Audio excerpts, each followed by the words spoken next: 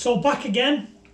This should be the same video of taking the head off. I'm just doing one complete video because I think we've experienced taking the head off with the front engine. So the head's back. We've done a few changes on the head for future prevention of damage.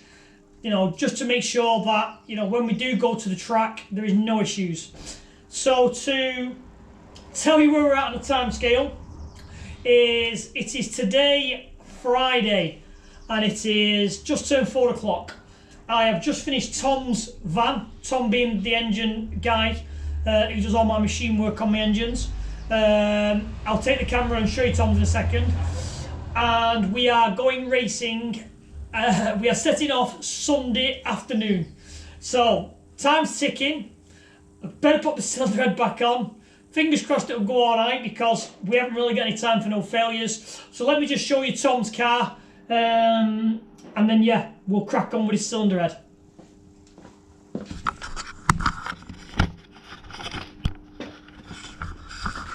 All the parts to go back on the car. So this is Tom's van we've just been doing some work on. Z20 LET van. He's hoping for, well, we've got a bet actually. The bet is that he has to do a 13.6 before the end of the year. So we've just done some bits and pieces to get it ready. I'm just waiting for the nuts, the glue on the nuts to set for the bonnet catches. We've done, you know, we've finished off some harnesses that he's had done, and we've put a harness bar in the back. So all in all, that's ticked off. Tom's ready to go. It's now on to my turn and get mine ready. So watch this space. So she's fighting as usual. Always problems. There's always 2 steps forwards, 1 step back. So where are we up to? We're now 24 hours before we're supposed to be setting off to Santa Pod. Engine back together, fires it back up, does a compression test to make sure everything's good, everything on the surface looks good. Fills the header tank with water, starts bleeding the system. Now the car runs on one large radiator to cool both of the engines, so it's a giant water system. So it's a bit of a task to bleed. So, starts bleeding the water system, starts going. Gets to the point where I think, right, we've took enough water now, it should be kind of settling. Constantly carries on bubbling through the water jug, because what I have is I have a header tank with like a big water jug on top, and I fill the water jug and you can see it going down. So it's the highest point at all times, because with this system being up and down all the time, you always need the filling point to be the highest point, which this system does. Keeps on bubbling. Something doesn't seem right because it never ever does that. So I'm thinking, well, something's loose, something's not top tight, something's not 100%. Runs the engines. Thinks, right, let's get some temperature in there, see if it's an airlock. Starts getting temperature in them both. On the gauge, it shows both of the engines basically increasing in temperature at the same rate. So I know there's no airlocks. So we're still back to square one, still bubbling. So I get a pressure bleed system, where what it does is it attaches to the top of the header tank. You pump air into the water system, and basically it forces water out of whatever gap, hole, leak there is. Oh, before that, when the rear engine was running, it would pop, like a spark plug was out or something like that. So I knew there was, so obviously you knew there's something wrong. So obviously pressure bled it.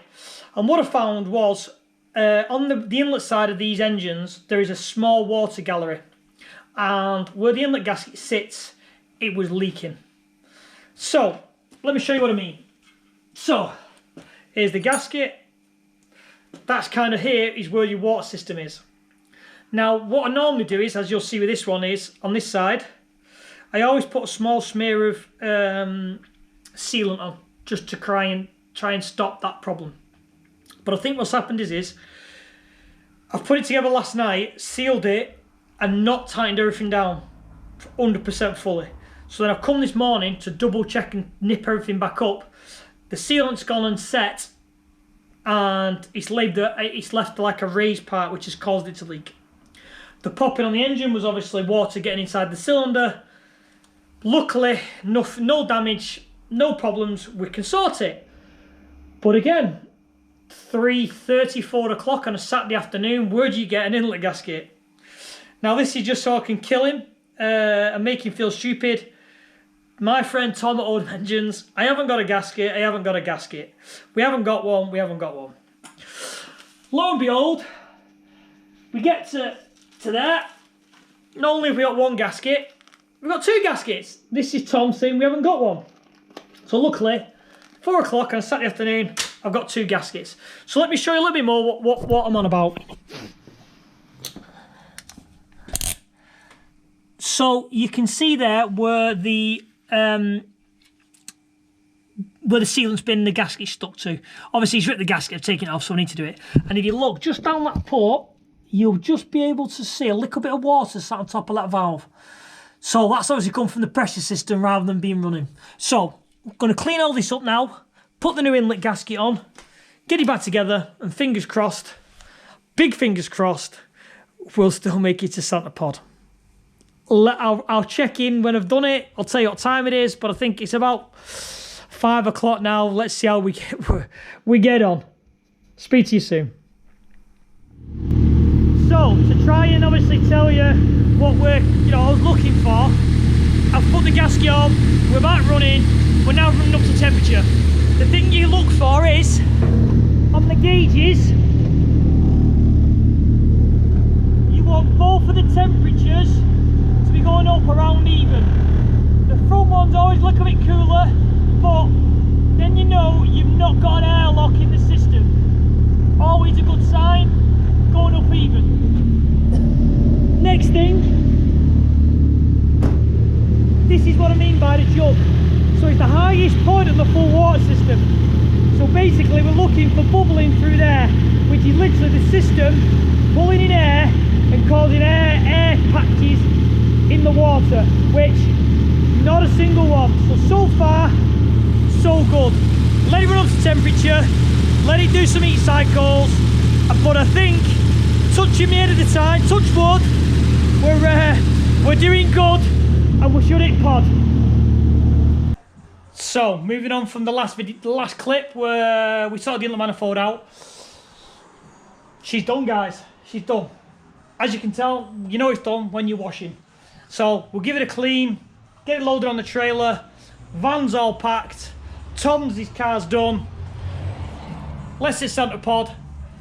Keep like and subscribe. We'll see you on the next one.